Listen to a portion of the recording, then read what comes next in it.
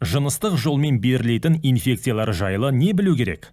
Жыныстық жолмен берілетін инфекциялар жыныстық жолмен тарайтын 30-дан астам бактериялар мен вирустар белгілі.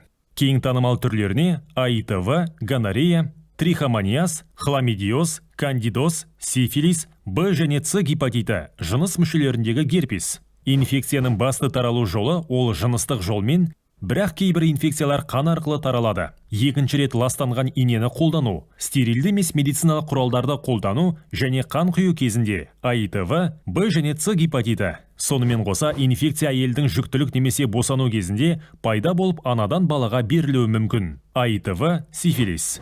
Егер сен мыналарды сезінсең, сыртқы жыныстық органдарда ауырсыну сезімдері, қышу, ашу, жыныс мүшелерінен іріңді немесе сары жасылдау түсті бөлінулер болса, зәр шығару кезінде ашу мен құрысулар, іштің төменгі бөлігіндегі ауырсынулар, жыныс мүшелерінің ісінуі және қызаруы. Осындай кездерде дереу дәрігерге қаралу керек. Жыныстық жолмен берілетін инфекциялардан қалай қорғана аласың? Кездейсоқ жыныстық қатынасқа түспеу, әрқашан мүшеқапты қолдану, қауіпсіз жыныстық қатынастық іс-әрекетін сақтау керек. Бір ғана сенімді және дені сау жыныстық серік болу керек. Егер сенде жыныстық қатынасқа түсу немесе түспеуге қатысты күмәндар болатын болса, онда бұны жасама.